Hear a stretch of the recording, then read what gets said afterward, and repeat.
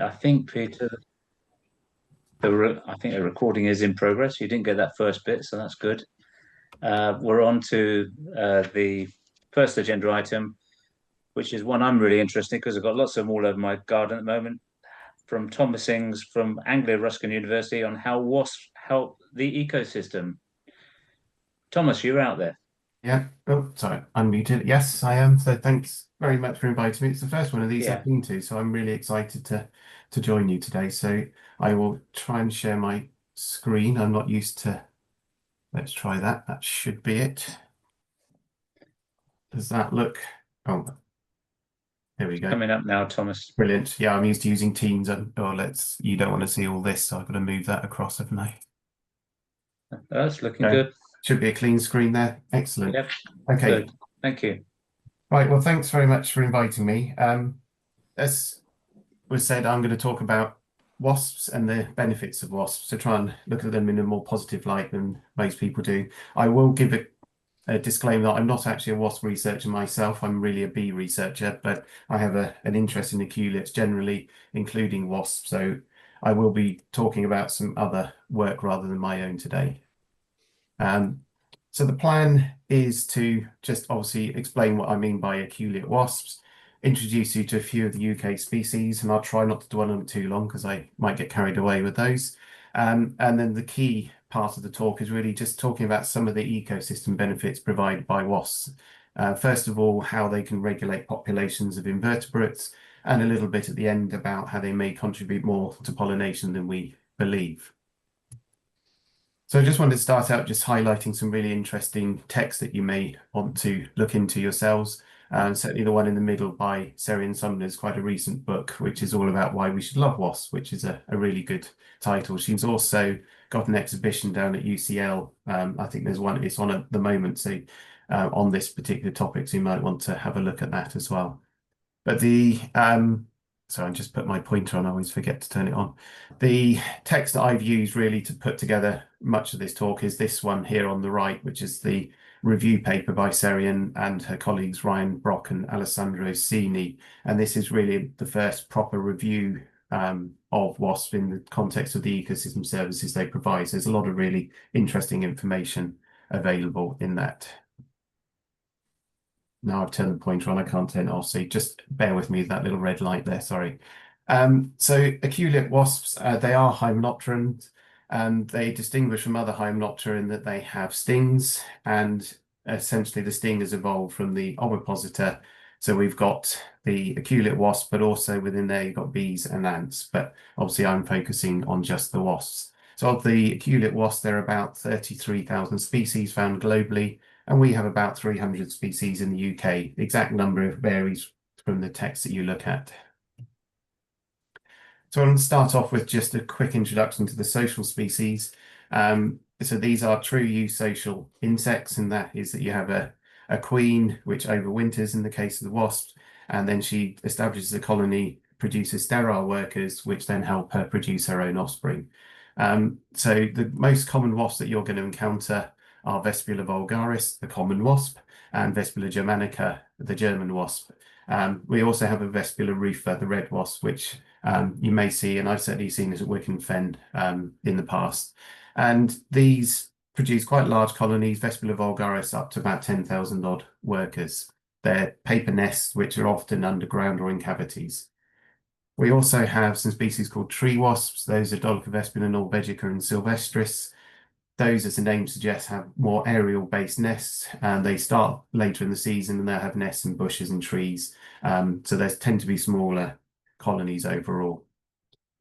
In the 1980s, two new species colonized Britain, those Dolichovespia saxonica and Dolichovespia media.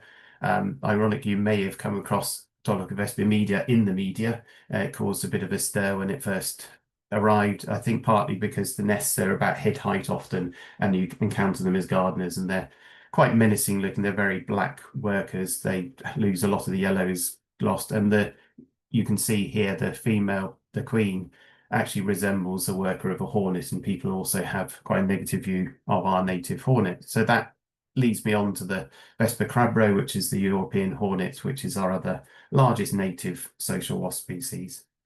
Worth noting that there are also now some Polistes that are just about established in the UK, in the southeast of England, around the Thames corridor.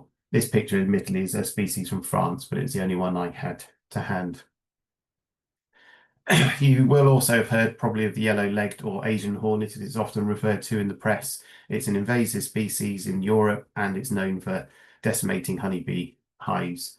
It was first occurred in the UK in around about 2016. It has been regularly sighted, and this year 86 nests were found and destroyed.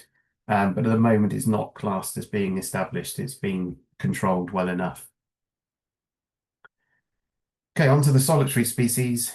We have a lot of them, about 250 plus species, so I can't go into much detail here. I could get carried away. We have some large families such as the Crabronnidae, that's the digger wasps. So these first two actually are cavity nesters.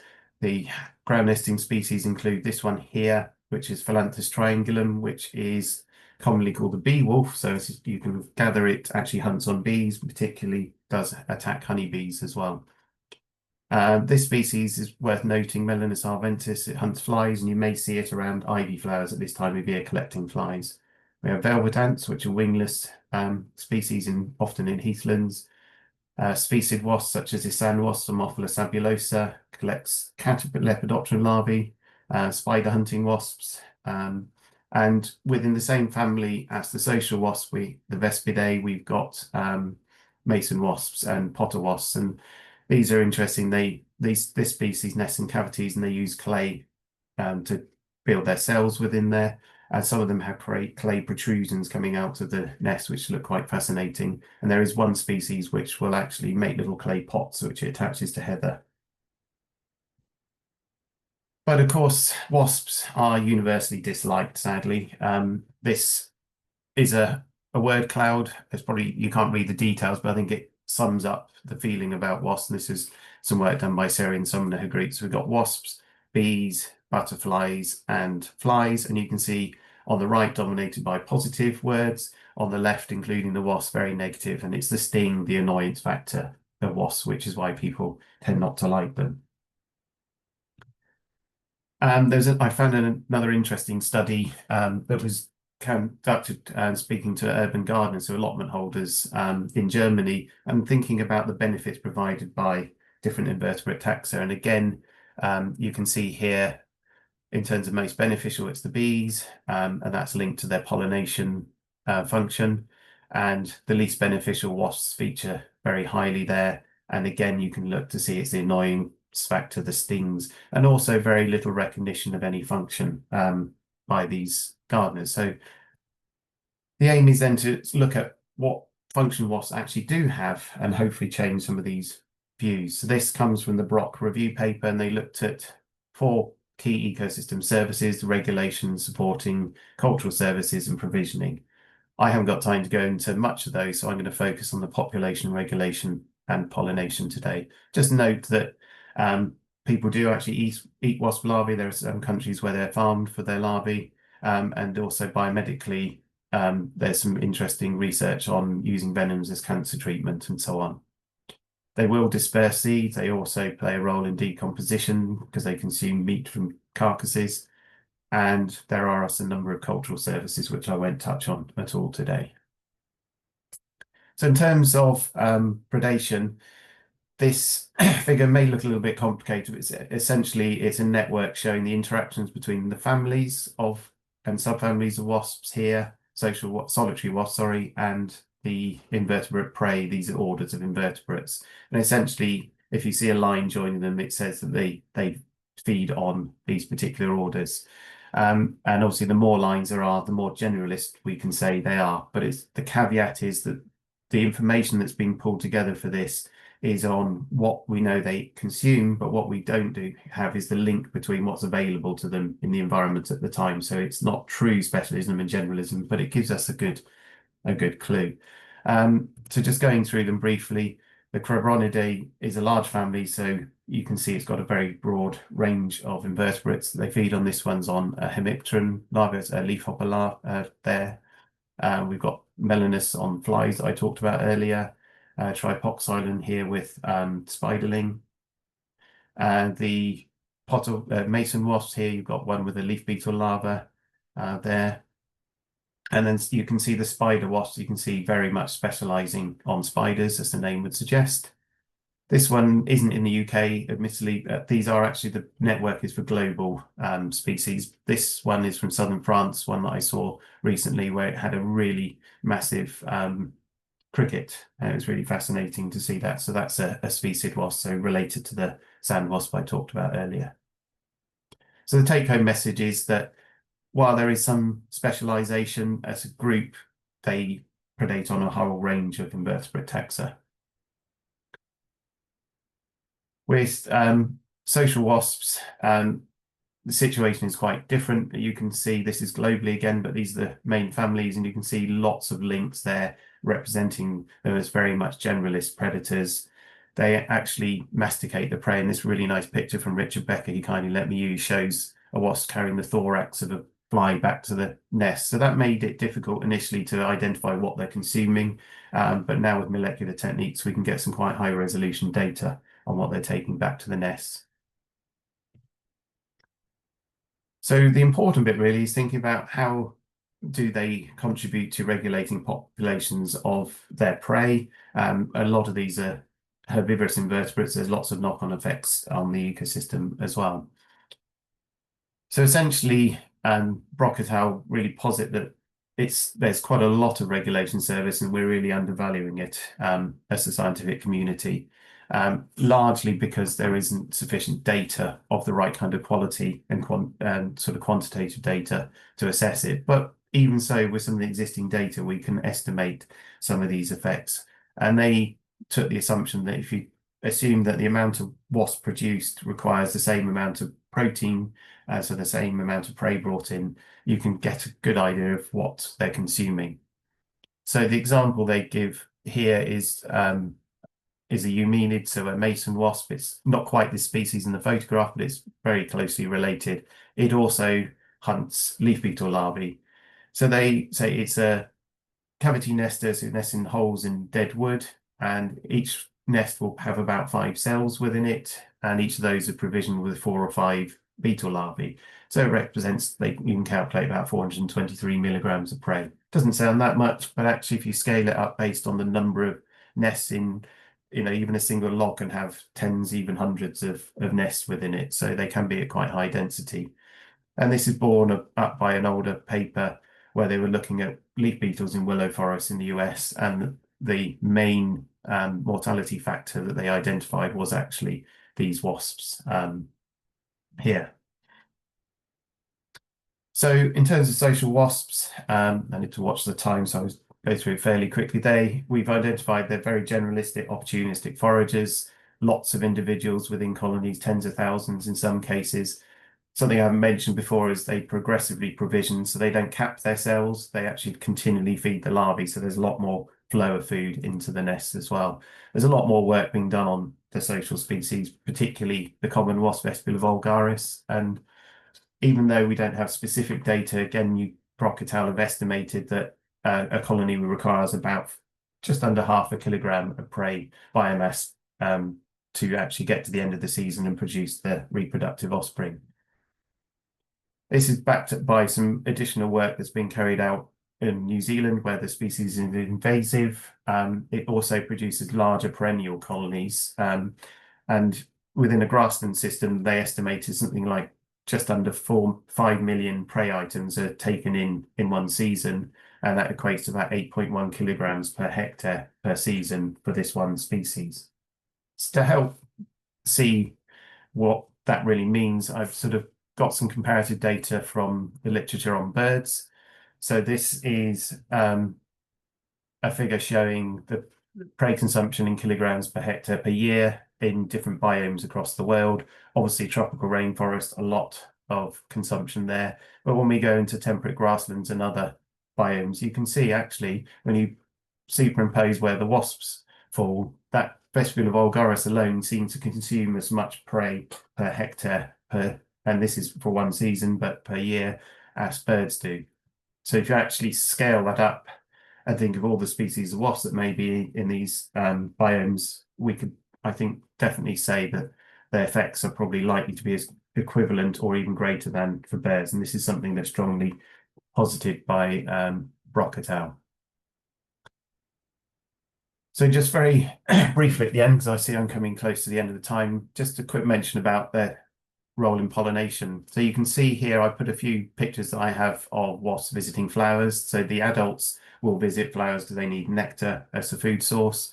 And this network is very complicated. You don't need to look at the details, but essentially you've got the plant families here in green, and then the white boxes represent the wasp families, and the grey links are what we call putative facultative pollination relationships. So they're ones where the wasps are carrying pollen. They may touch the sexual parts of the plant, so they may contribute to pollination, but they might not be the primary pollinators, but they could play an important role.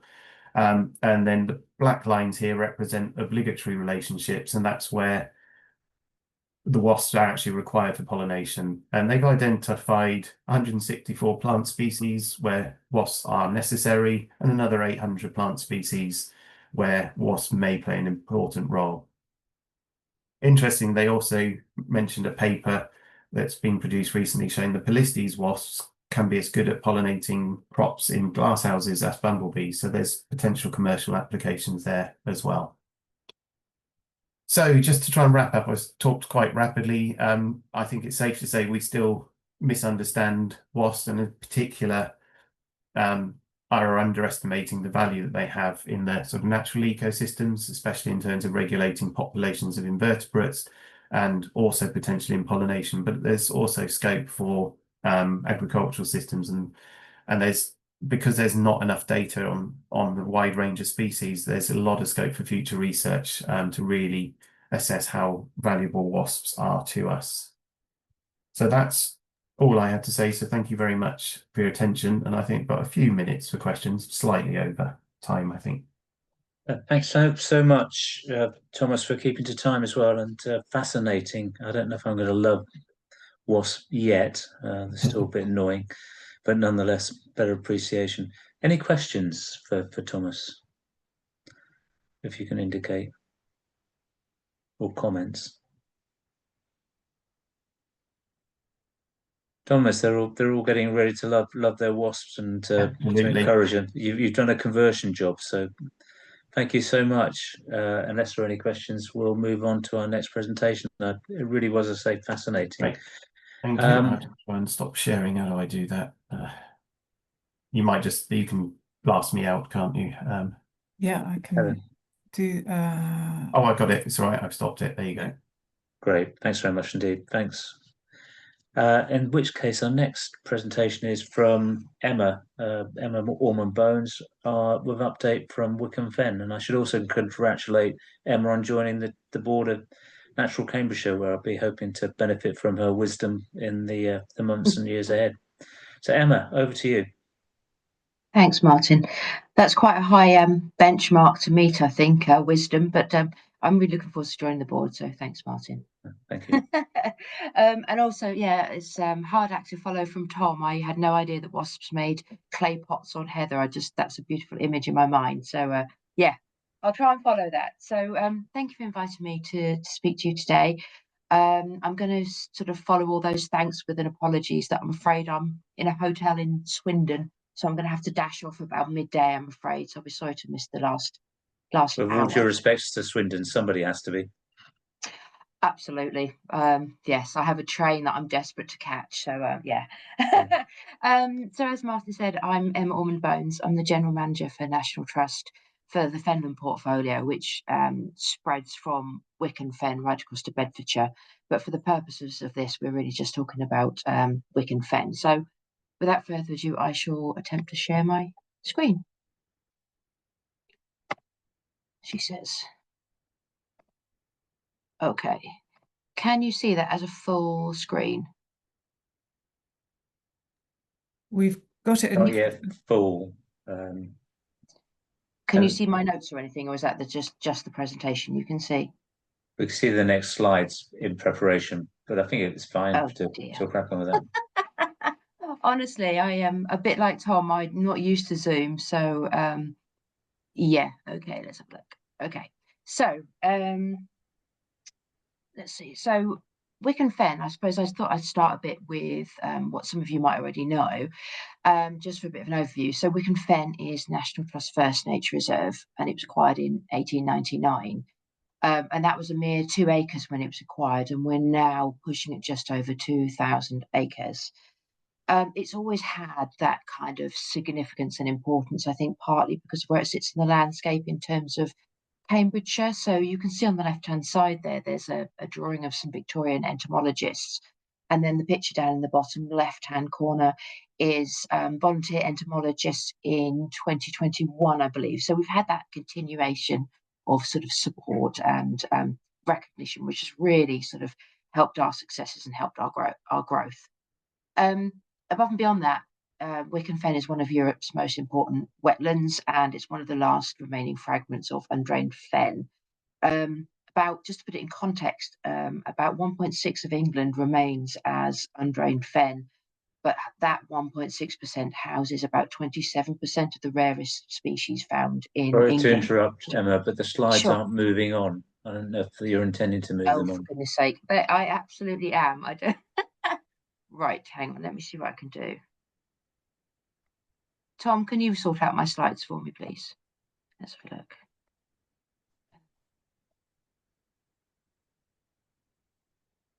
That's not going to work.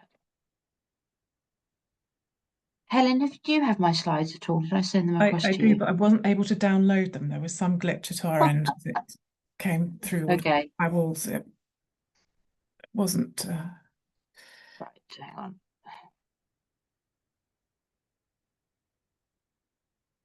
This is a good start, isn't it? Can you see my desktop now? Yes. Okay. Don't bear worry, with me. looks like it's coming through. I'll try not to show anything too confidential for my desktop. Right. That's What have we got that- now? Hooray! Hey, excellent. Okay, so have you seen this slide with the 2 images on the left? we have now. Okay, fabulous. So those are the Victorian entomologists and the modern day in 2021.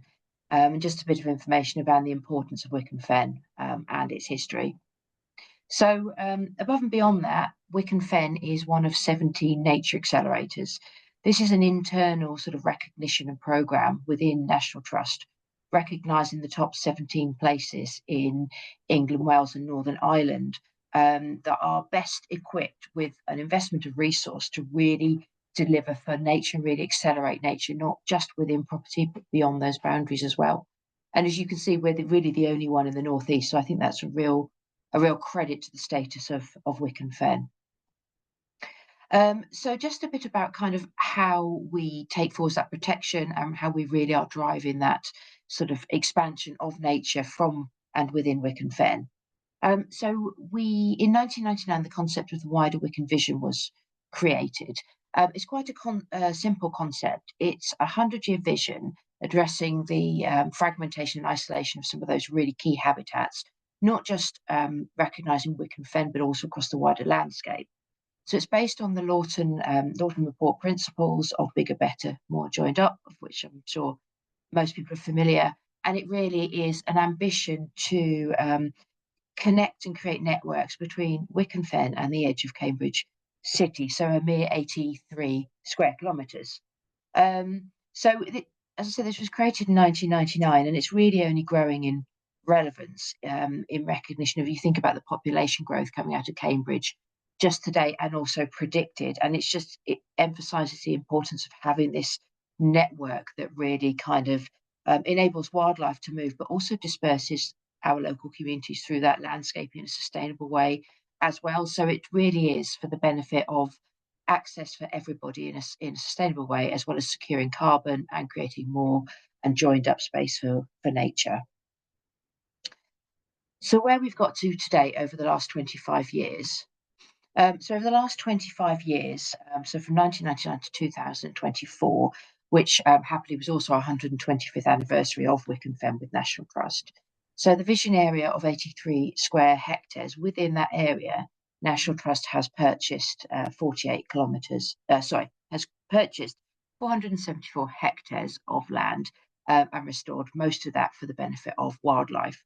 We've also been working in partnership and on some of our own land holdings to improve and create public access routes. And we've seen as a result of that over 5,000 wildfowl utilising the newly created habitat during the winter months. And on some of those areas of land that were formerly intensively arable that we've reverted back to a more sort of naturalistic environment, we've seen reductions of up to 80% of carbon through that revised management. And at this point, I would just like to flag that you can see that we've got the 474 hectares of land purchased, but just really at this point, we're now really bringing in the importance of the partnerships as well that I mentioned. So initially, the first 25 years was around acquisitions, but we're really shifting at the moment towards that partnerships and acquisitions in equal balance. So where we are at present. So last year, the British Dragonfly Society designated us as one of its dragonfly hotspots within the UK, in recognition not just of the number and abundance of dragonfly and damselfly and demoiselle species within Wicken Fen, within the landholding, but also our ability to really engage and educate public and visitors with the importance of those species and the wider habitats. And so that's a really good example of one of those partnerships that we're really working with in terms of British Dragonfly Society. The next figure is that when we launched the vision in 1999, we used to boast, and I'm going to use that word. We used to boast about 9,000 species. He understands. I got him in, and he has. Oh. It's hot off the press. In fact, it's not yet in the press, but we're about to go to press to announce that we've actually topped in excess of 10,000 species recorded at Wicken Fen as of this year, which is a real achievement for us. I would say, though, I have to caveat that with we've had people recording at Wicken Fen since the Victorian entomologists. So we cheat a little bit, but we're still very proud of the 10,000 species recorded. And that links into the DNA testing. We're working very closely with some of the academic institutes in Cambridge and beyond, and some of the DNA testing, particularly around the inverts, has really allowed us to identify some of those species which we wouldn't have previously been able to do. That adds to that 10,000 species. Last year, we confirmed our first fledged crane chick. So we believed that we'd fledged them before, but we hadn't a confirmation. Last year was the first fledged one. This year, we had one confirmed for earlier in the year, and we actually had a second chick fledged from the same pair later this year. So that's really exciting for us. That shows a real positive growth in that way. And then underpinning all of this is the research and the research and the monitoring that we're doing. And I say this is really driven by a lot of our volunteers and a lot of those academic institutes that we partner with, Flux Towers, thanks to Fenland Soils and the University of Nottingham, that really helps us understand the emissions from our land holdings, both through a year and year to year, and then the hydrological research, because in such a highly managed environment in terms of water, like Wicken Fen and like Cambridgeshire, it's so important to understand the water, the way it moves, and the way that we might be able to control that. Okay. Emma, sorry to interrupt. Yeah. Sure. We've had a request. Somebody's asked, can you hide the sharing notification on the screen because you can't read all the facts?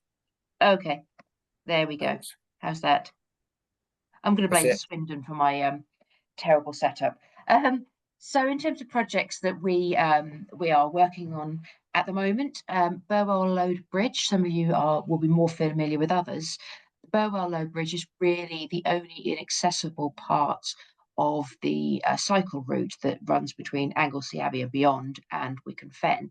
And it's a notoriously inaccessible bridge. It does have bike ramps, but unless you're extremely fit, and it's a single-wheeled bike, double-wheel bicycle, not anything like a trike, it's almost impossible to navigate. So we've been working with Cambridge County Council, and I'm really pleased to announce, and this is fairly new as well, that we've acquired most of the resources and most of the funding. We have a detailed design, and pre-application submission has gone into East Cambridge District Council. So we are really planning to install a fully accessible bridge to replace the current one, with a target for delivery of completion by summer 2026. So that's really exciting for us, really tying into that accessibility and that sustainable access through the landscape. You can see in the bottom left there the current bridge in this form, and it actually looks kinder to you in that picture than it is in reality. It's a lot a lot steeper than it appears, for those of you familiar. We are also at Wicken Fen, we're a children and young persons hub, which is an internal designation and recognition of our place in the landscape and within the organisation, and our ability to really engage children and young people within the natural environment. Wicken Fen actually specialises as a SEN specialism property, so a special educational needs groups are welcomed and engaged with primarily at Wicken Fen. We work closely with key schools and then one-off schools as we progress as well. So to date, and that's until March this year, of the last 3 years, we've engaged with over 5,000 children, 95 young people through volunteering and through Duke of Edinburgh. And we've also got a well-established Nature Champions group, which is 14 to 18-year-olds that come to us on a monthly basis and basically work with our rangers delivering practical tasks across Wicken Fen. And then last but not least, in terms of that engagement, we launched Listen to the Voices of the Fen last year, and that's in full flow this year.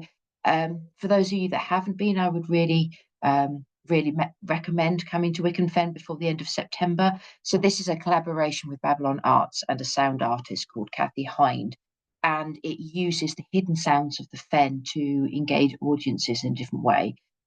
So we've had various different offers, such as deep listening sessions, wellbeing walks, live performances, instrument workshops, creating instruments from materials from Wicken Fen.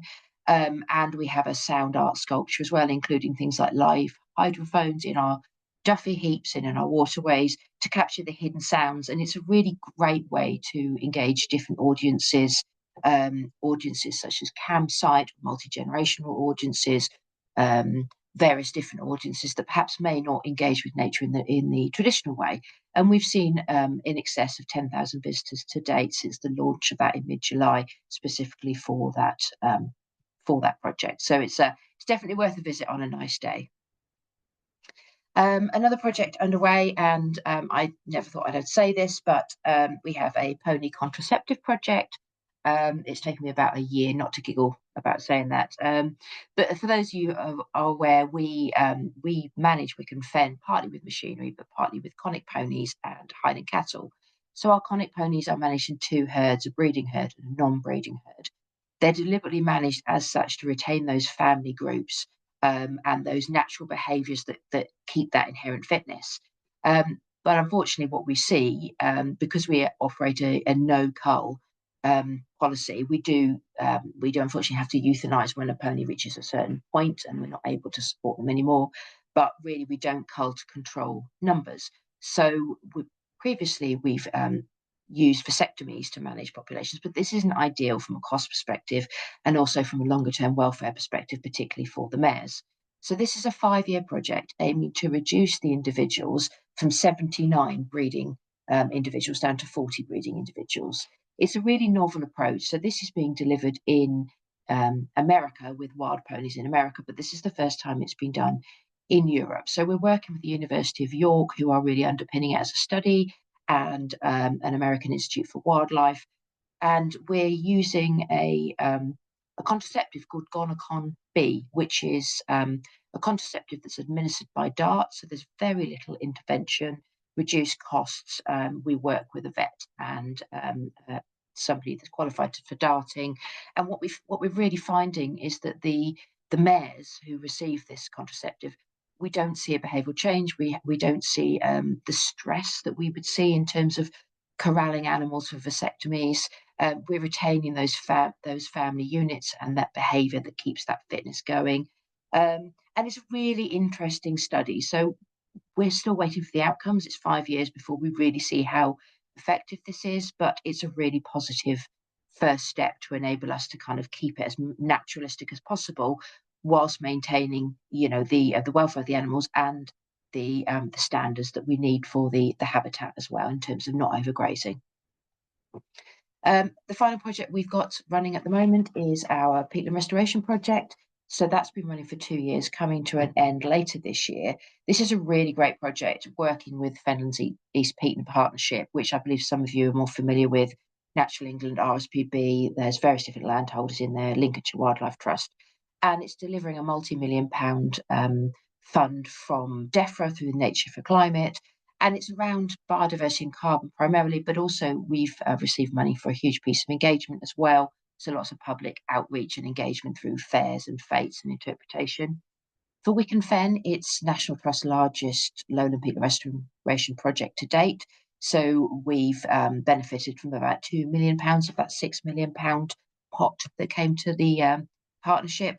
And the impacts, the hydrological restoration impacts are benefiting approximately 215 hectares.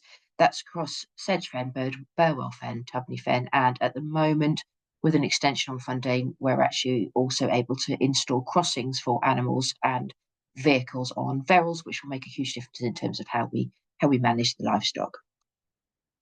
And then finally, a community and species project. This is last year we acquired, or we signed off on 70 acres of land over by Rich 24, which is land owned by National Trust and leased to the local parish. The local parish 10 years ago established a community orchard, a cricket pitch, a horse ring, I can't think what the term is, menage, and a native woodland, which is really well used by the parish. So we acquired the land next to that and created habitat for turtle dove, ponds and scrapes and scrub and wild seed mixes. And we've also included permissive access routes from one village to the next village to enable that sustainable access for the community as well. So where we're going next, I think I'm nearly done with this. So our vision remains around an expanded network of wildlife-rich habitats, covering that area to the edge of Cambridge City for nature, for carbon and access. What we have done, hot off the press June this year, is recognise that it's a 100-year vision. We're 25 years in. 75 years is still too long, really, to plan for anything more than a vision. So we've created a pipeline, a 10-year pipeline of projects, and this is a holistic landscape scale approach to project delivery. So it captures all elements, including people access, including working beyond our boundaries, and then the four kind of key areas: monitoring and research, woodland and hedgerow, habitat mosaic and conservation grazing, and last but definitely not least, peatland restoration, wetland creation. So this 10-year project is equates to just over £47 million worth of ambition, of which 17.5 million is an ambition for 600 hectares of acquisition. So we went to our Central Investment Board for permission to proceed in June, and they were very supportive. That's permission to proceed, not giving us 47 million, unfortunately. So we still have to work with our fundraising colleagues to actually realise that financial kind of support. But it's really ultimately in the next 10 years to create a more resilient, connected landscape to address the pressures of climate change and really recognise that high level of growth that we're going to see coming out of Cambridge, and we're already seeing coming out of Cambridge. And finally, to be that exemplar for managing, protecting and sharing for wildlife. And I think Natural Cambridgeshire is a really great partner in that regard. The sort of the networking, the knowledge sharing and the collective voice that comes from an organisation, a partnership like this really kind of ties into our ambitions as well. So it's really great to be working with Natural Cambridgeshire in this regard. So just a summary of kind of what the ambitions are. So you can see here, some of them are quite high level. I have got an example in a minute. So it's about sustainable water management, which is absolutely critical to almost every element of what we do at Wicken Fen. So, and the creation and restoring of those wetland habitats, mosaic of habitats, expanding our land holding where possible, or working in partnership otherwise to create that sort of network for nature, working with the farming communities, and also improving what we have in terms of visitor access and spaces and those routes to the landscape, and really working in partnership. And as you can see, this is in alphabetical order, but you can see Natural Cambridgeshire right in the middle there. So I'm going to end on one example that we're really delighted with at the moment. So we've been working with a major donor in conversation over the last 2 years. It's a really groundbreaking collaboration for National Trust. It's one of the first where we've got a collective of sort of 2 or 3 donors forming a sort of an individual donorship, if you like, and we've been negotiating on what they would like to support us with. It's a multi-million-pound project that's been agreed, supporting effectively living lowlands, so some of the peatland the lowland peat areas in England, primarily Somerset and Wicken Fen. Big chunk of this is acquisition. There's some staff resource, including some postdoctoral research posts sitting within our central teams around peatland restoration and monitoring. And then a big chunk for Wicken Fen that's really important is peatland restoration and exploration of reservoir development and paludiculture exploration. So that's where we are, and that's what we're working on next. So watch this space. And yeah, thank you for your patience while I struggled with the technology. Well, thanks very much indeed, Emma. If we can put the screen away, that would be great. And if people have questions, I mean, I picked up some really interesting leads, so I'm going to try and definitely get down before the end of September for the Voices of the Fen. Where would you go into Wicken Fen? Is it a particular location of Wicken Fen for that, or is it the main headquarters? I'd start with if you come to the visitor centre, there's a Yeah. trail, and you can pick up a map from there. Right. Most of it's around the boardwalk, so it's fully accessible for wheelchair users and buggy users. And then a couple of them are slightly further afield. Right, thank you. I mean, I'm interested also about contraceptions for ponies, but made a lot of people giggle. But especially since I come from the New Forest, I think the thought about doing that in the New Forest and with the community that runs the ponies there would be, mind-boggling. I also particularly like the phrase used, resilient, connected, and thriving, which is one that we might steal, I think, for Natural Cambridgeshire in the future, because that really does pick up a number of important themes. And also interesting about the water management, which is a recurring theme on so many of our presentations, so much of our business at Natural Cambridgeshire. But a couple of questions coming through. One is, where is the land you hope to acquire in relation to the existing property?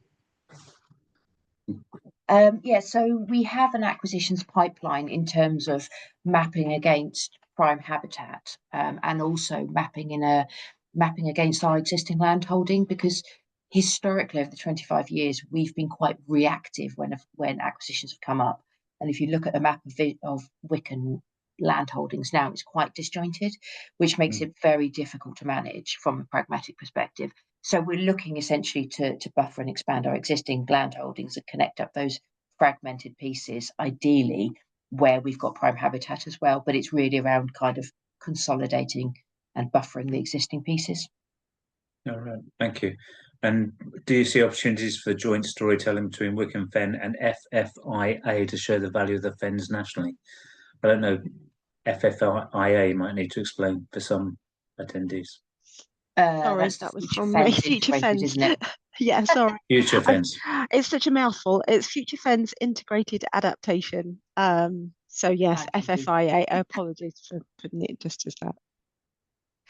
No, that's fine. Thanks, Katie. I know Katie from various different groups, and we actually have attended several of the FFIA workshops, and we're having that ongoing conversation. I absolutely think that the more we can collaborate with some of those key messages now, and in terms of our ambition and what we're delivering, I think it's only going to be beneficial. So yeah, absolutely, Katie. Delighted to do so. Right, thank you. And Carly's noted, and I think this is a really great idea for Natural Cambridgeshire to visit the Wicken Fen, perhaps even have a meeting out there. We'll see. We'll talk about Emma later. Yeah. And the note, and Helen's put a note in there about visiting. So, but please let Helen know if you'd be interested to host this visit. And yeah, very happy, Martin. Any further questions from people before we move on to our next presentation? And thank you very much indeed, Emma. I think we've got a question there about storytelling, Martin, about opportunities for joint storytelling, as we know that the Fens is a great place for stories and narratives, and it's the stories we tell ourselves about the history and the places that we know and love that are immensely powerful, particularly at times when we're having to change things. Things are changing around us. Emma, just a quick, do you see opportunities for more sort of joint activities where we can really help to amplify the stories that are sort of embedded within our communities and our sites? Absolutely, and I think the more we can do around, particularly around peatland restoration and the importance of that carbon, it's quite a niche conversation, and it's quite a difficult message to get across in some ways. I would say perhaps, Katie, it's similar to water management, isn't it? The nuances are quite difficult to communicate So the more we can do that and more audiences we can meet by working together, I think absolutely that's a great idea. Thank you. All right, I do need to move it on, though, I'm afraid. So thank you very much indeed, Emma. Next up is Euan. Euan Smithers from the Sainsbury Laboratory on why plants grow the way that they do. Euan, I can see you there. You're ready to rock and roll. So you're up. Great. I'll just start sharing my screen. I know you have a very busy day, so thanks very much for fitting us in. No worries. I'm very thankful for the opportunity. So my name is Dr. Euan Smithers, and I'm here to talk to you about why plants grow the way they do. So I'm going to start off this talk. And let me just try to get a laser pointer. Yep.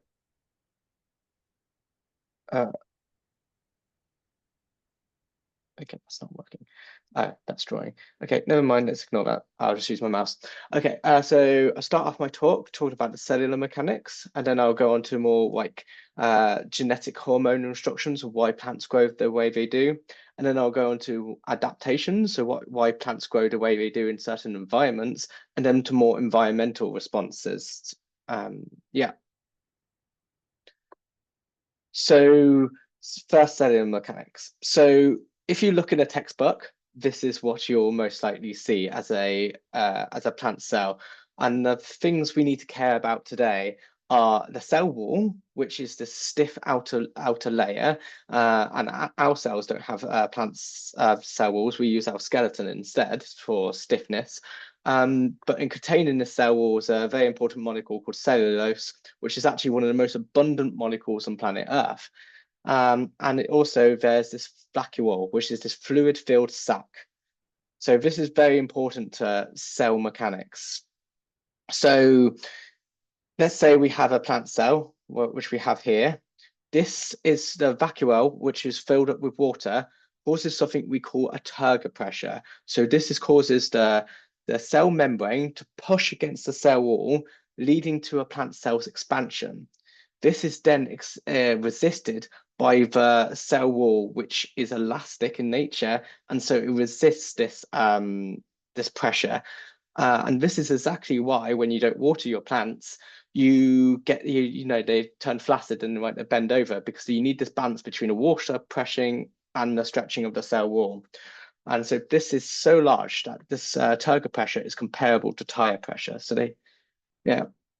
So plant cells have to grow the way they do because of their cell walls. So first, what they have to do is carefully manipulate their cell walls using enzymes, which if they do on certain walls, so let's say they're editing their cell walls here, this can weaken the cell walls, allowing them to expand.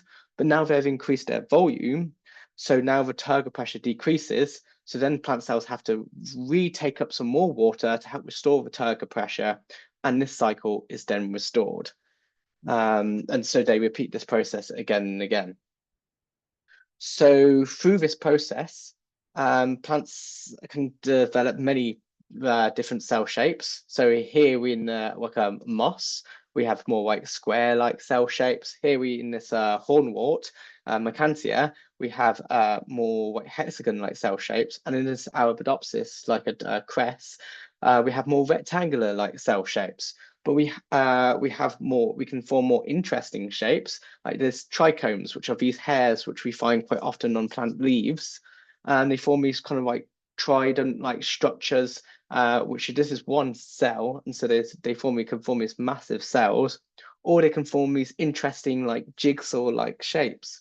So why does a plant grow the way they do? Partly because of their cell walls and how they grow. But plant cells are connected. So in our living tissues, like if you take your liver, for example, our cells can move about within like something we call an extracellular matrix. Plant cells can't. So when they grow, they can't grow separately. They need to grow together. And that's why we get, in some cases, we get this thing called tissue tension. So if you take a sunflower like stem and you cut it in the middle, you'll see that, like it sees in the picture, you get this bending. This is because the inside actually wants to grow more than the outside. So you get this tension between the layers, causing a curvature. So plants need to grow as a whole in a coordinated manner. So here we have a root as an example. Here we have like a division zone, and here we have an expansion zone. So we see that, this is a very controlled process. So going on to this, we now can go into the genetic hormonal instructions. So why does a plant grow the way it does? Partly because there's something we call the shoot apical meristem. So this lies at the top of plants and is like this kind of dome-like structure. So the shoot apical meristem is here, and it forms these things which we call primordia, which are these lumps that you see. And these, in some cases, will form leaves, and others in different life stages will form flowers. Will form the petal, the sepals, and then the petals, and then like the stigma and the styles. And this is about the size of the human hair. So why do plants grow the way they do? Because of this shoot apical meristem forming these forming these shoots. So how is this all coordinated? Partly because of the genes. So genes need to be activated at the right time. So let's say you want to create a flower. You need genes to be switched on at certain times of the flower's development, as we can see, for example, here. You also need genes to be activated in the right place. So you need certain genes to be activated in the different genes to be activated in the carpels, the sepals, the petals, the stamens. And then you need all these genes to be in controlled via a network. So genes quite often can promote or inhibit each other. So one gene say like, oh, I'm in a sepal, so I need to promote all the other sepal genes. But I'm not going to go into any more of this, into any more detail about this, because it can get quite quickly complicated. But in the shoot apical meristem, growth needs to be patterned.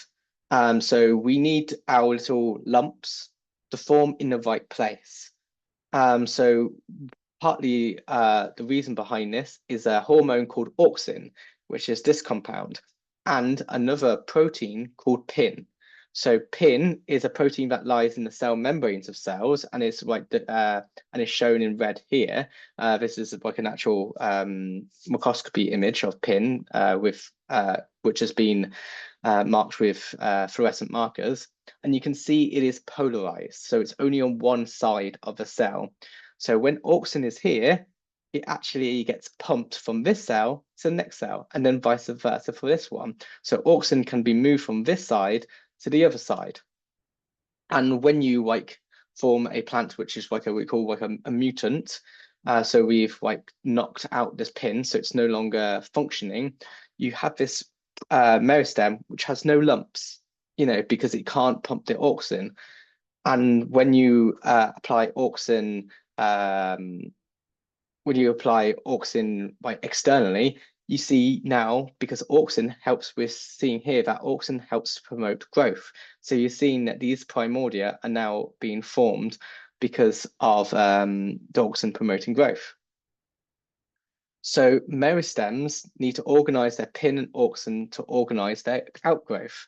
So here we have the pin being fluorescently marked once again, and you can see there's these high concentration of pin in these kind of like formations here. And where the pin is, they can all pump the auxin, and therefore we get auxin maxima, and which helps promote this growth. So how we know auxin and pin organize together, so we know they affect each other, but we do not know the details of this. So this is still a big kind of like mystery in the field. But if we make certain assumptions about how they interact, we can get how plants possibly organize themselves. So here we have primordia forming one at a time, but here we have primordia forming two at a time. So here, the only difference is we've changed the size of our meristem. So we have this different patterns of primordia, like leaf formation, just with varying size. And so here we have an explanation of why do plants grow the way they do? Because the auxin and pins interacting and patterning together. And using this, we can explain the different different phyllotaxis patterns you see, where phyllotaxis do arrangement of leaves on an axis of a stem. So you can get spiral organization, which you quite often see in succulents.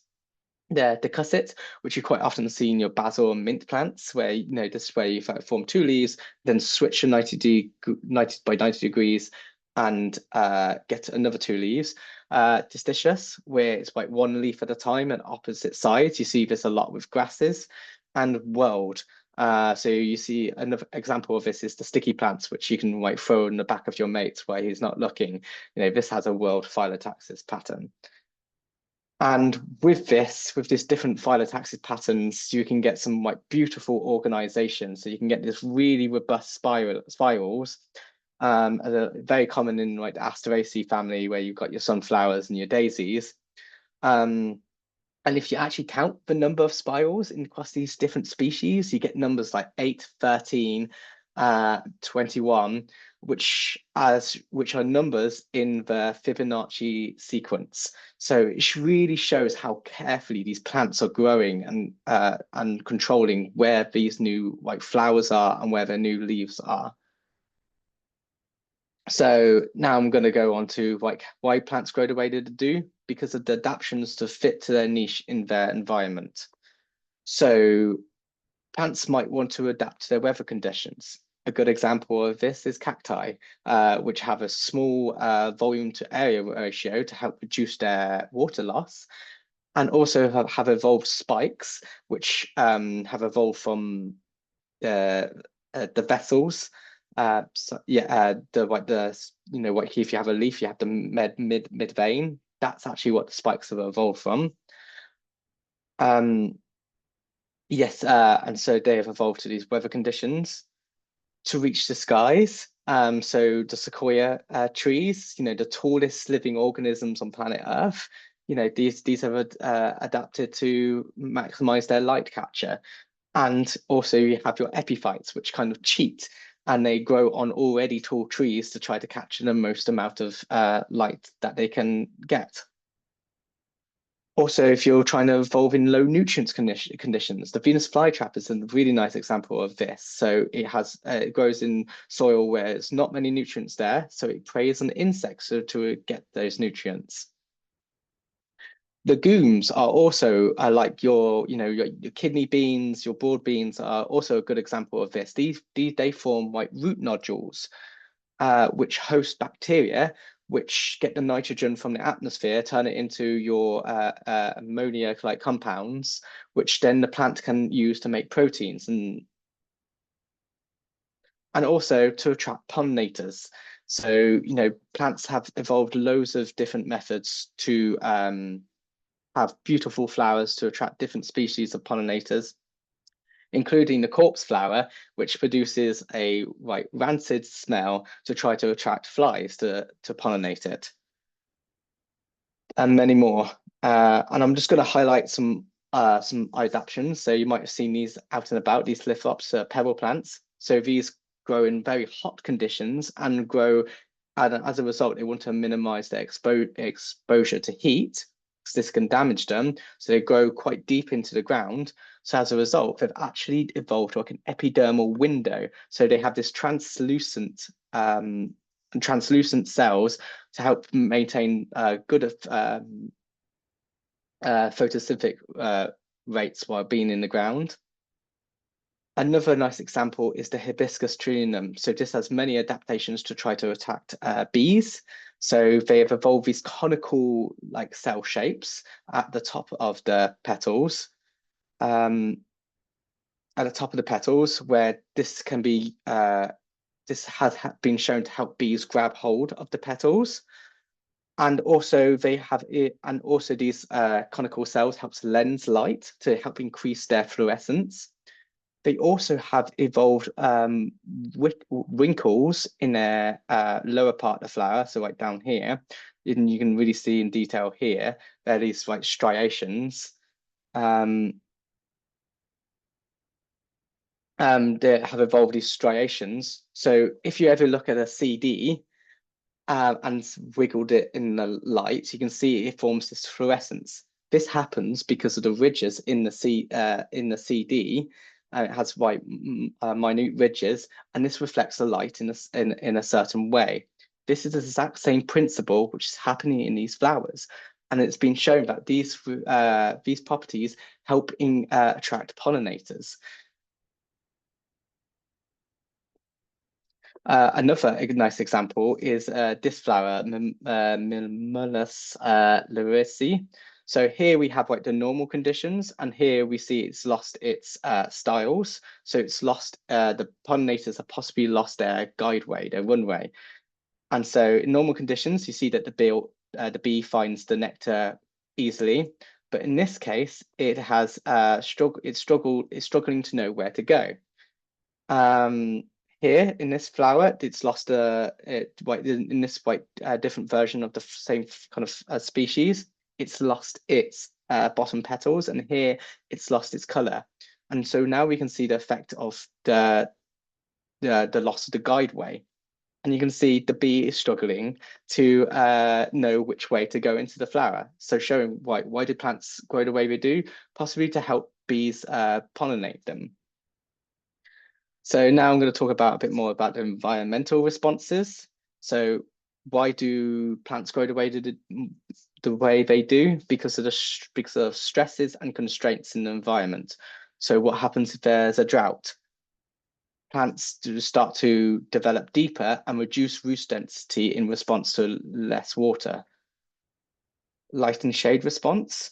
Plants have evolved to grow longer petioles and also start to develop grow upwards more towards the light to try to capture the most light as possible. So this is like an adaptive strategy. So they change how they grow depending on their conditions. And they also respond to mechanical stress. So here we have plants in normal conditions, and these plants have been perturbed, mechanically deformed when they were very young. And you can see the touch plants have grown shorter and more stunted.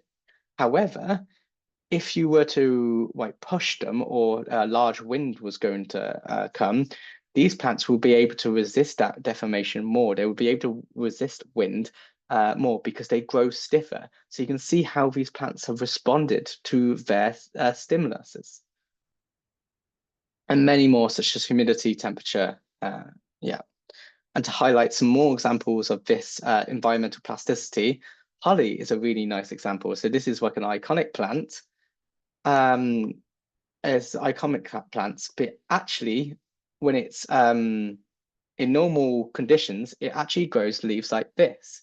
But when it senses that it's being eaten, when it's been when herbivores are starting eating, it triggers a gene to be switched on, and it changes how it grows its leaves to form spikes. And so this is actually, so this iconic, thing is actually them turning on a gene in response. Another one is Capulatus folliculus. Sorry, Euan, I'm going to ask you to push on if you can. Yes, yeah, I'm nearly finished. Thanks. Yeah. This plant, so in 15 degrees, it forms a flat leaf, and in 25 degrees, it forms a pitcher leaf. This is because ants are only out in the summer, and so it can consume these ants in the summer. So why do plants grow the way they do? Because their cell walls, genes, patterning processes, and to adapt to their niche and environment. Thank you for listening. Any questions? I'm sure there may be, if you want to close down the sharing screen. Euan, from my point of view, one of the things I'm fond telling my kids every day is a learning day. I've probably done enough learning today to keep me going for a week, so I can stop learning tomorrow. So thanks so much for really rich presentation and clear as well on a very complex issue. The only one I've got actually in the chat is, what does PIN stand for? So it's actually kind of, if you could call it a pin, I said there was a pin mutant, and it actually it was just a dome without any primordia, any lumps. It was named after that shape because it looked like a top of a pin shape, right? So not the famous acronym, but actually literal. So any further questions? And the carrot is another great example of the plant Yeah, tension, as I saw, and rhubarb as well is a nice example. You can see it in rhubarb. Great, thank you. Well, thank you very much, Euan. And as I say, I know you're really pushed for time today, so giving us your time is really much appreciated. And as I say, I emerged a little bit more educated, which is a trick to pull at my age. So thank you very much indeed. Thank you. Thank you. If we have got ready for our next presentation, which is about swifts, and Dick is ready for Dick from Action for Swifts. Is Dick on the call? Waiting for Dick.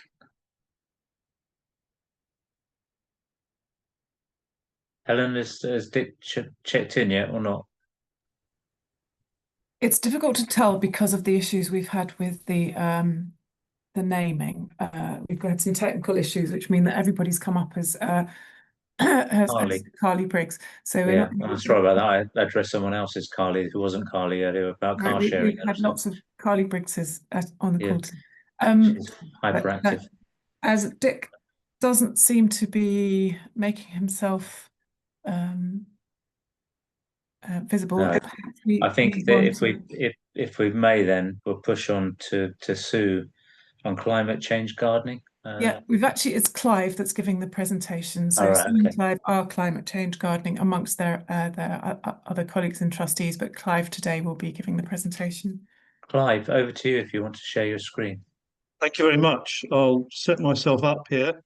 Thank you. And let's go on to full screen.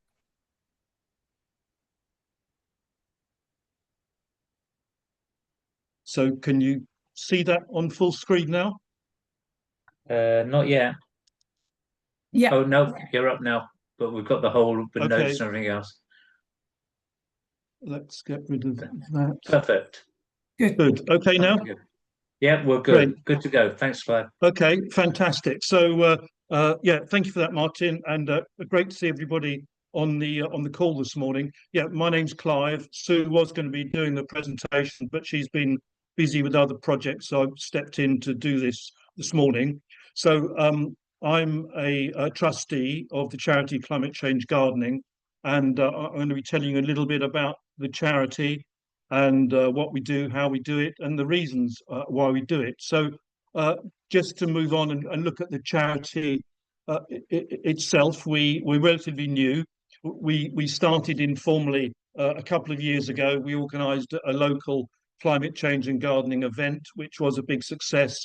So we formalised our relationship after that. We had 5 trustees from Cambridgeshire and from Suffolk, members of various local gardening clubs. We applied for charitable status and we got that in June last year. So yeah, we're sort of 15, 17 months old, something of that sort of size. Our mission really is to encourage gardeners to adopt measures in their gardens that are going to help with the climate and biodiversity crises. We get funding from various sources. We get sort of small funding from gardening clubs with which we're involved, but our most significant source of funding so far has been the generous funding from South Cambridgeshire Zero Carbon Communities Fund. And to give you sort of a rough idea of the scale of outreach we have, and we'll be talking about that in detail a bit later on. I think this year we've been involved, or we will be involved by the end of the year, in about 40 different events and talks. So let's just come back to gardens. And it's kind of easy to think of gardens as perhaps a small and relatively trivial part of the landscape. But fortunately, the Department for Levelling Up has some nice data on land use in the UK. Agriculture, not surprisingly, comes out as the largest. Forestry, open land and water, the Dartmoor, the Pennines, and so on and so forth, comes out as the second largest. But the third largest land use category are private residential gardens. And so significant in the landscape, certainly not the biggest. Added together, there's over 4,000 square kilometres of that, over 4 times greater than the area of the nature reserves, national nature reserves combined, and equivalent to about twice the area of Cambridgeshire. So quite a significant part of the landscape. Nonetheless, it's still only 5%. Can they really make a difference to biodiversity on a national level? Well, here's a line from a document published by the Royal Horticultural Society, a document called Gardening in a Changing Climate, which is a useful read in itself, although becoming a little bit outdated now. But they've got this sentence in there I just thought I'd share with you. And it says, with over half of UK adults engaged in gardening, there's great potential for this group to help maintain biodiversity, make a major contribution to reducing carbon dioxide emissions, and prepare for the growing impacts of climate change. So there's a lot of empowerment there from the RHS in terms of gardeners and biodiversity. If we wanted to look at just one mechanism, how that empowerment can bring about actual improvements or support to improving biodiversity, I've just got a copy of an article from The Guardian, which is covering research carried out by Bristol University. And they're talking there that, we kind of often, or we thought we always knew that gardens were an important aspect of biodiversity in urban areas, but in rural areas, perhaps they're regarded as a sort of a minor player because there's all that agricultural land, much larger areas of agricultural land in the area. But what they're finding from this research at Bristol University is that because of the continuity of nectar supply in gardens, or in most gardens, the gardens sort of provide a lifeline to, at least for pollinating insects through the season, particularly at times when there's very little nectar available in hedgerows and fields in the broader agricultural area. So just coming back to gardens, whether it's somebody who's just got a backyard with a planter in it, or somebody who's got a more extensive garden with flower beds and lawns and trees and so on, let's have a look at a few more statistics. It's always nice to have a look at a few statistics, I think. So national average garden size is about 190 square meters. This ranges from an average in inner city areas of about 60 square meters, moving on to about 150 in the suburbs, right on to 450 square meters in rural areas. The Office for National Statistics has got a very nice interactive part of its website where you can click on any particular area in the country and it will give you average garden size in that area. So it's interesting to have a go with that in your particular area. The number of people involved with gardening, 25 million. This sort of reinforces that point from the RHS earlier, about over half of the adult population being involved in gardening. And the Horticultural Trade Association collects data on attitudes and behaviours and practices amongst gardeners.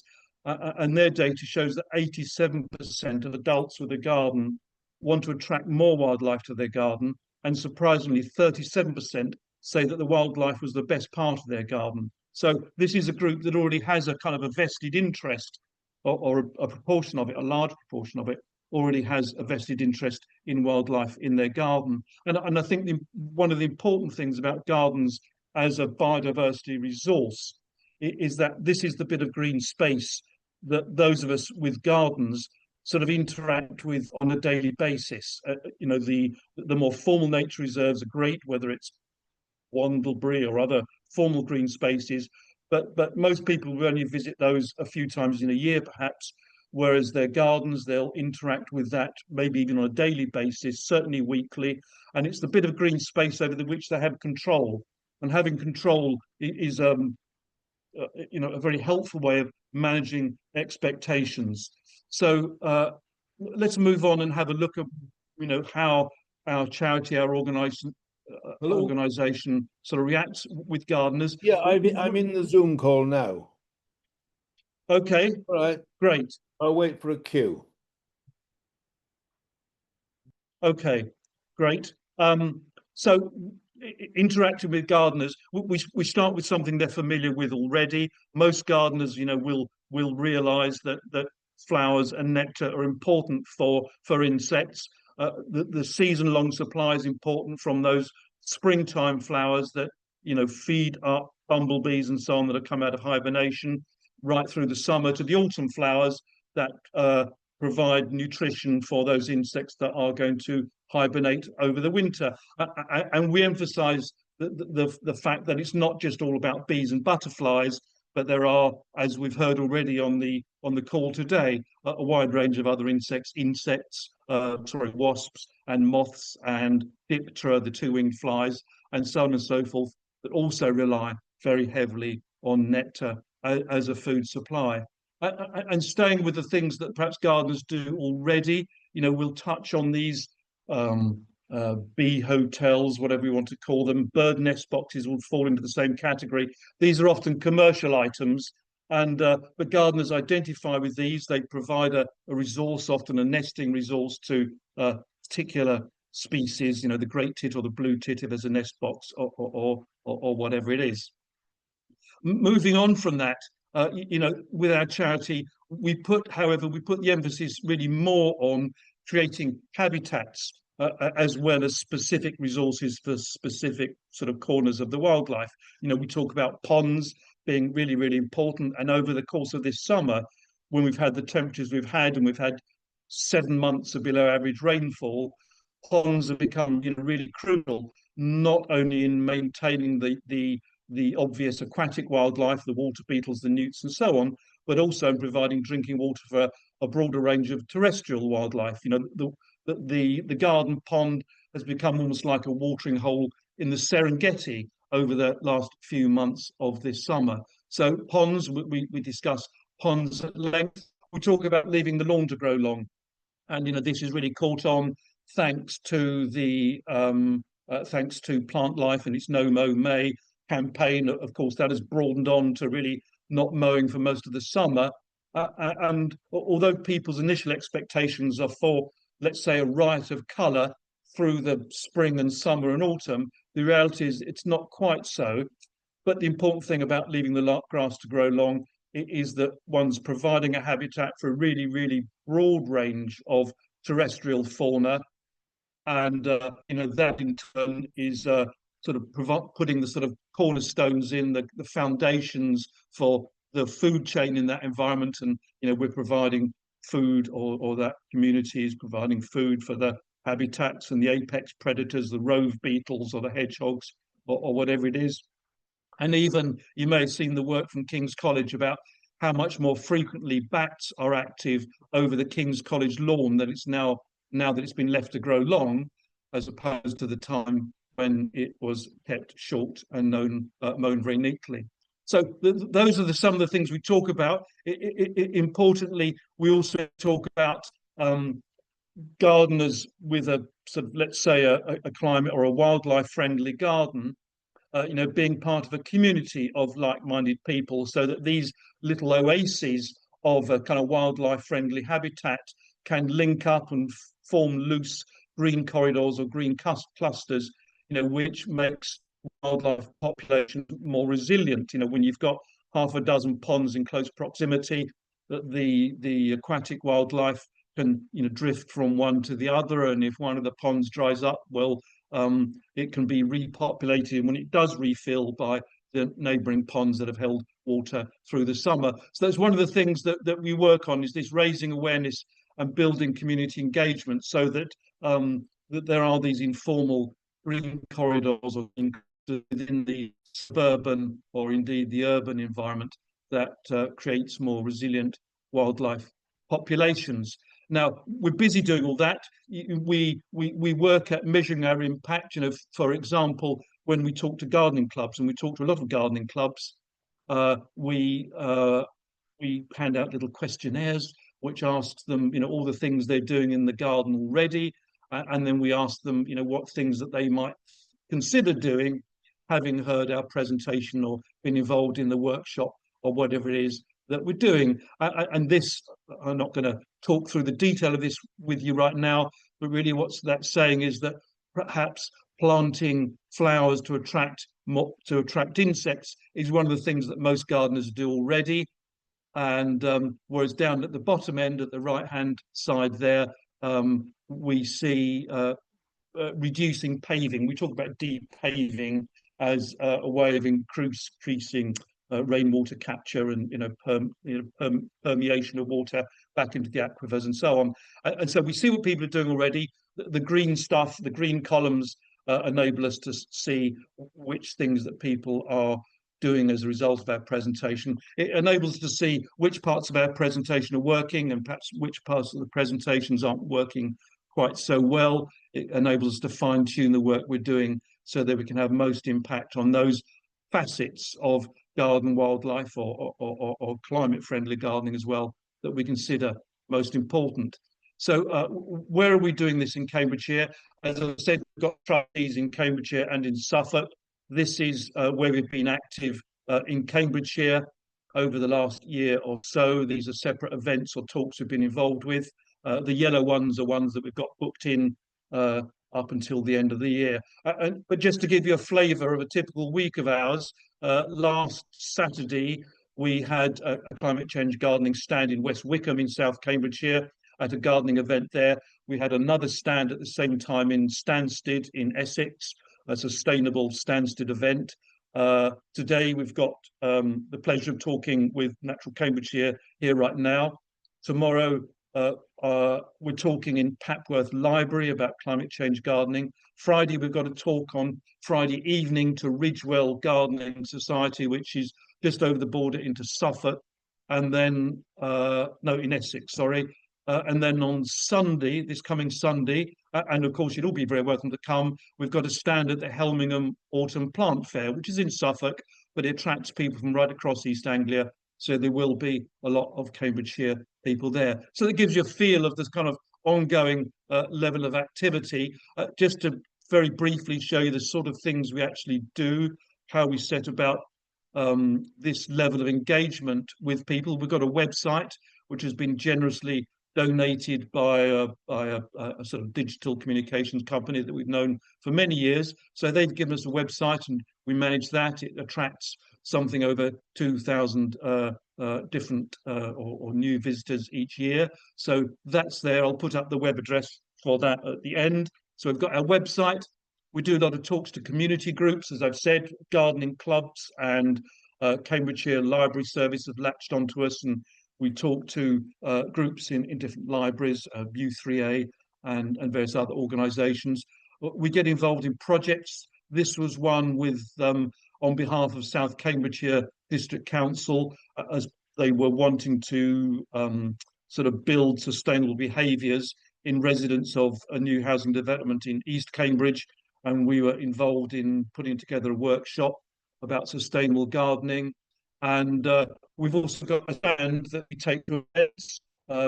Thanks to the Zero Carbon Communities funding, we bought ourselves a gazebo and we go to these events, and it gives us an opportunity to really engage with the public, with attendees about their gardens, what they're doing, what their concerns are.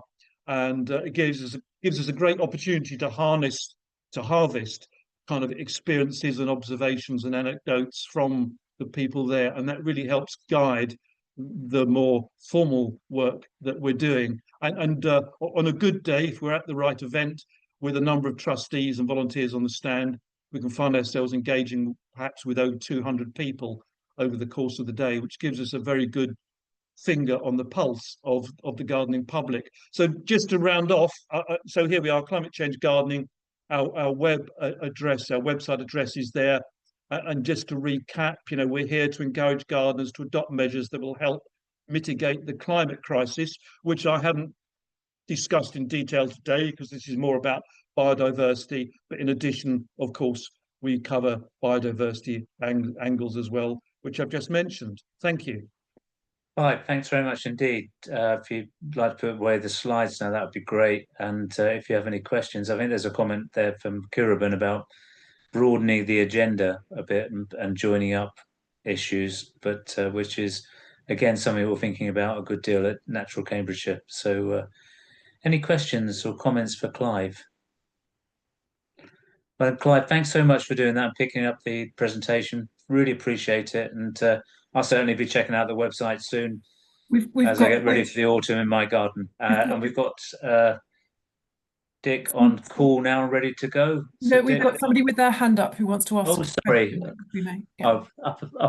It's another Carly Briggs. I don't know which Carly Briggs it is this time. I don't know why I've come in on as Carly Briggs, because I'm actually Nicola Day and I'm a councillor, a Green councillor in Peterborough. So I'm not sure why I've come in as Carly Briggs. It's a technical issue.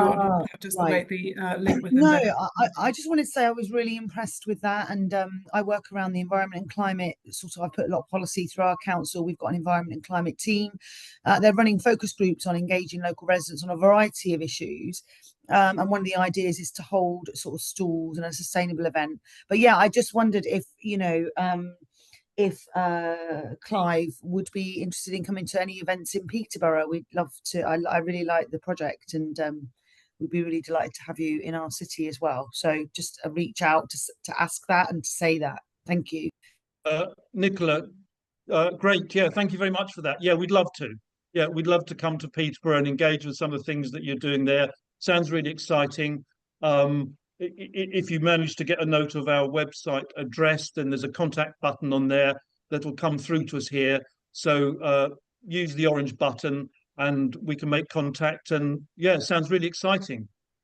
Brilliant. Engaging with local communities about gardens and biodiversity and indeed climate issues is exactly what we do. So we should be up there with you. Brilliant. That's a really good introduction. I mean, I would never be critical, Clive, because the work you're doing is great for the charity. But when I looked at your map, the representation in the northwest of the county was a bit underrepresented in your presentation. So that's a good stepping stone working with the Peterborough team. Exactly. Thank you very much indeed, Clive, and also to Carly, not Carly, for the contribution. Thank you. And we are now, I hope, over to Dick, who's joined us on Action for Swifts. Dick.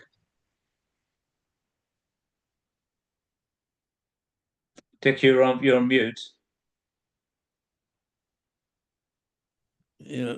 First, I must apologise for completely missing this off my diary, and I never received a reminder either. So perhaps one for your processes to all speakers, just give them a poke the day before. Well, Peter's got used to doing that, and Helen's got used to doing that for me. So I think we can add other people to it as well. Yeah. Thank you. But I haven't had a chance to get anything prepared, so I'm going to have to wing it. I'm also billed as Peter Landshoff on my image, so but that's me under the name of Peter Landshoff. But anyway, strange carryings on. Anyway, to introduce me, I was the founder of Action for Swifts, which was an activity that started back in 1995 when it was realized that there was something up with Swifts, and there was an organization formed called Concern for Swifts, which started campaigning and leafleting and doing some work with the RSPB and so forth to reverse what they perceived as a decline. About the same time, 1994, the BTO started monitoring the swift population in the UK with their breeding bird survey. And by this year, the breeding bird survey index is down something over 70% compared to 1994.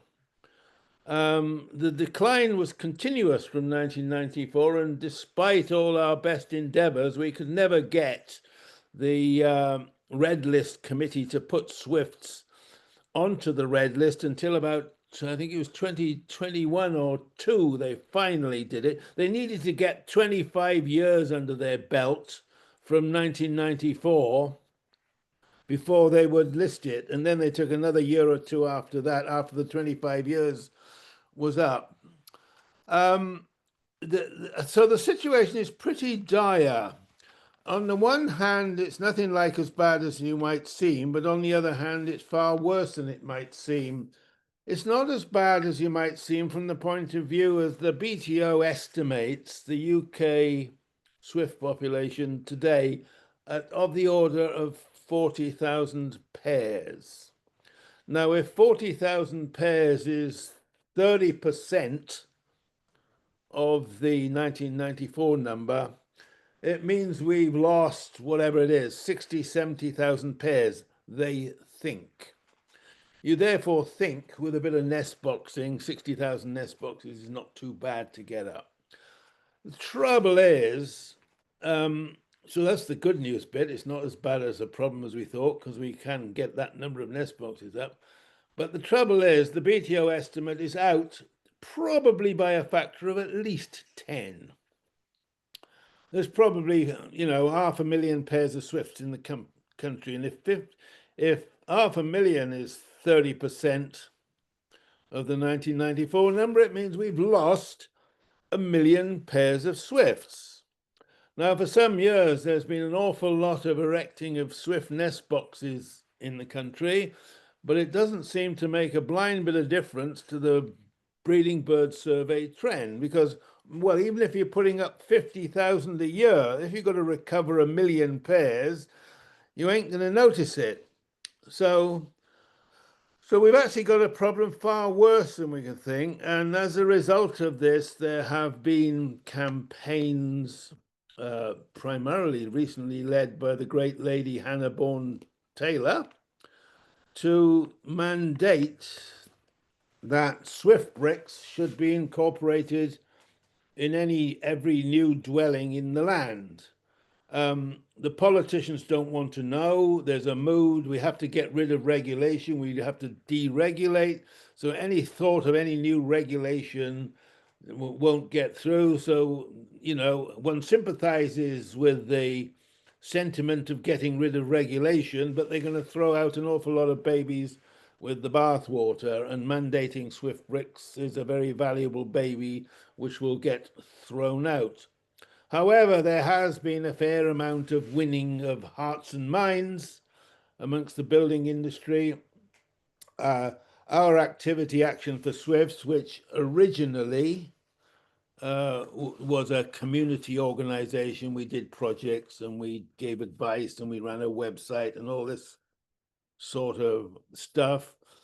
But we eventually decided, we were making quite a lot of nest boxes and swift bricks, and we decided to form a company for that purpose. So we now have a company called Action for Swifts Trading, and we are now selling thousands of swift bricks to the building industry.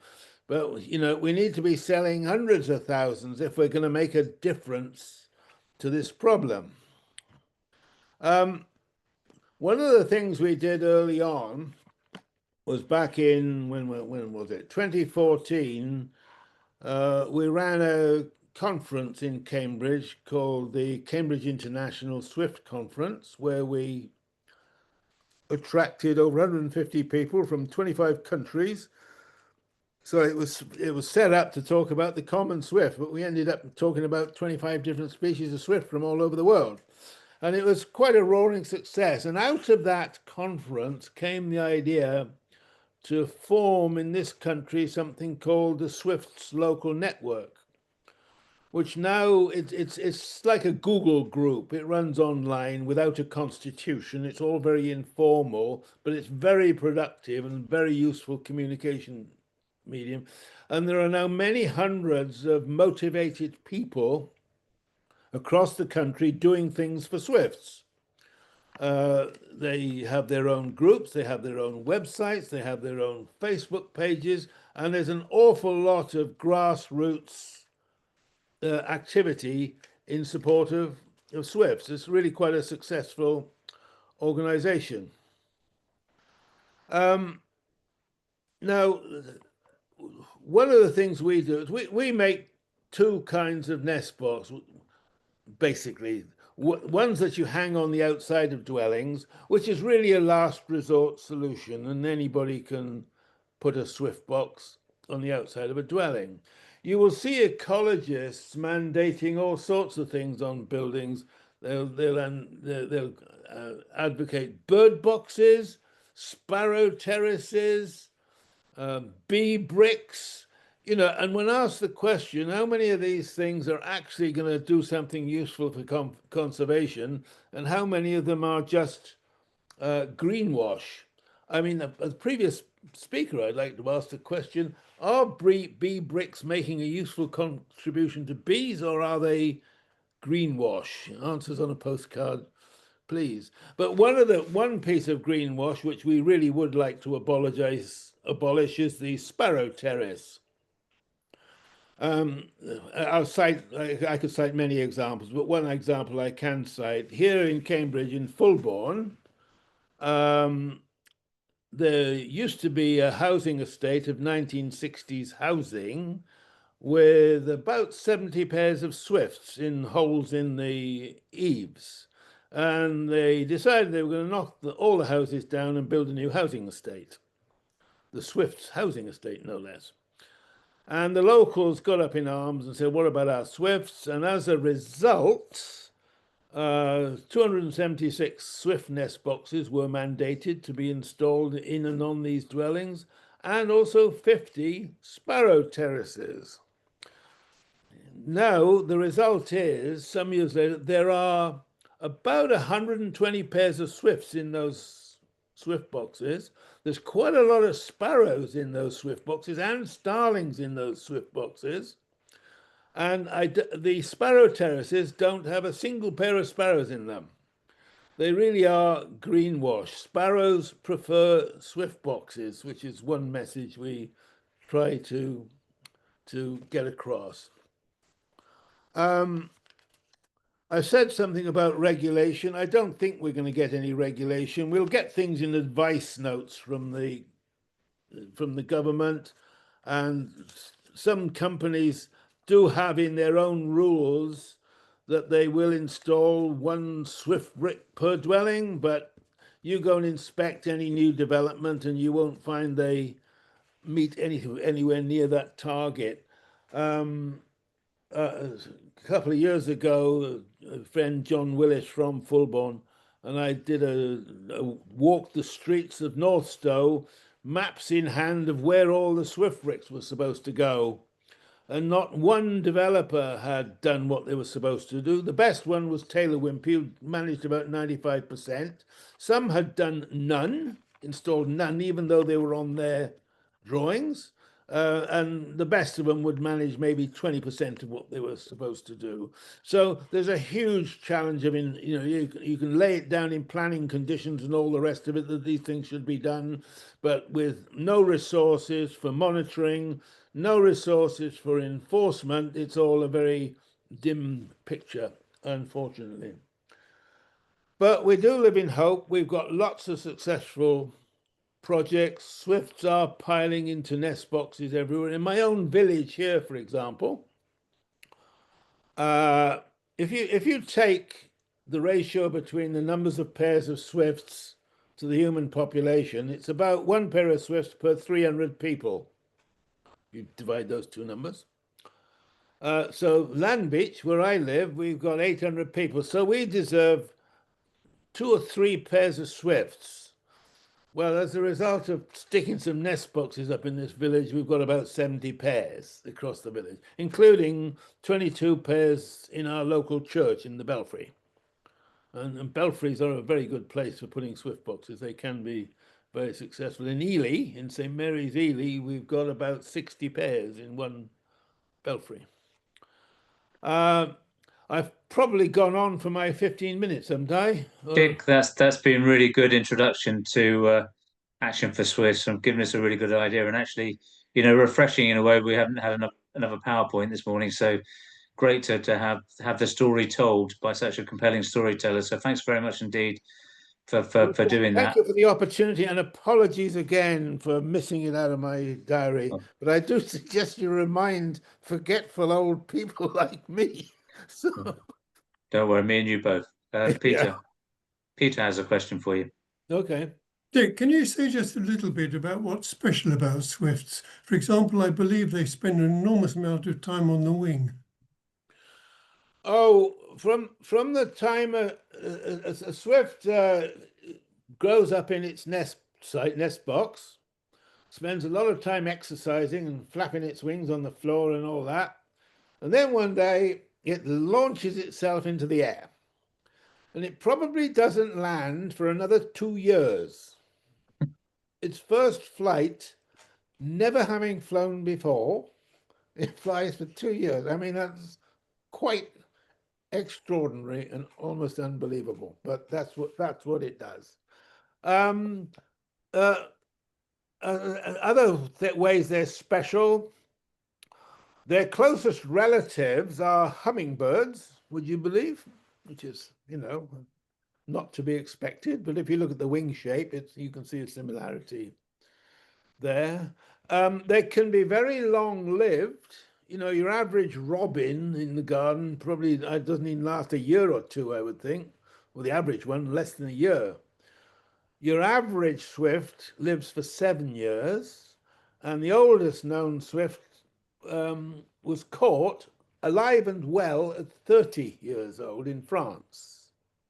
So they can keep going for a long time. But, you know, against that, they have a very low productivity rate. They only lay 2 eggs.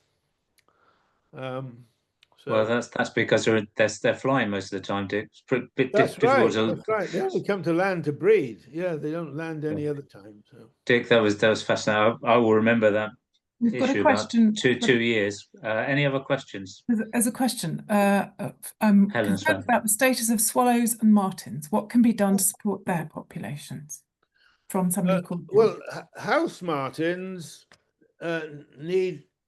Unfortunately, the dreaded PVC soffit has contributed largely to the decline of swifts.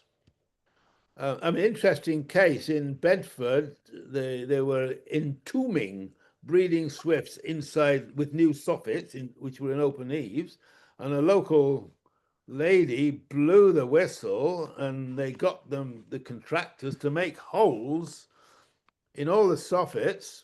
Did nothing else, just a hole. £3 a hole it cost, about 200 holes. It's now Bedford's largest swift colony. Now, for house martins can't stick their mud to PVC soffits, but there are house martin cups that you can put up. You know, they're commercial products sold by a number of people. And the other thing that house martins need is mud. People put out trays of mud and make sure there's a wet patch with mud somewhere nearby.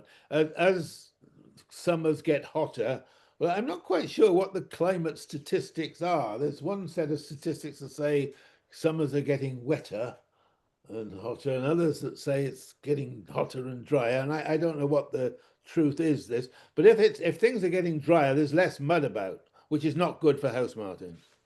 And the funny thing about house martins, you can have a big colony somewhere, and all of a sudden, 1 year, they disappear, just vanished, a lot of them. And I have no idea what that's all about. Now, swallows, unfortunately, swallows need quite a large nesting place, like inside a garage or a barn or a porch. So there's not a lot you can do to supply new nest sites for swallows. So I'm short of a good, elegant answer for what one could do about swallows. Thanks, Dick. And I think I'm just going to have to put it to a halt today. So thank you, everybody, all our presenters, Dick last of which, and also for the questions and conversation this morning. Sorry for some of the technical issues. We're getting used to using a new format here now, which will continue to improve, I am sure. And thank you for Peter, for putting the agenda together, and Helen for the support.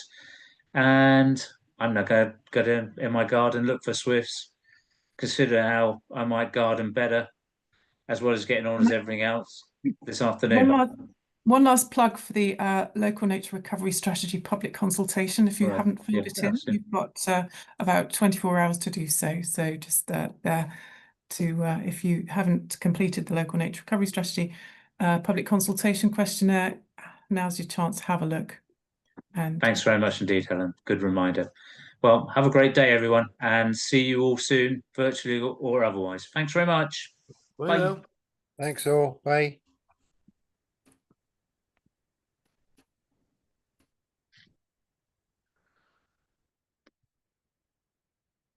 I'll see you in a bit, Helen. I'm just going to tidy up here, then I'll be on the way down and see you also. The real Carly Briggs, I'll see you in a moment as well. So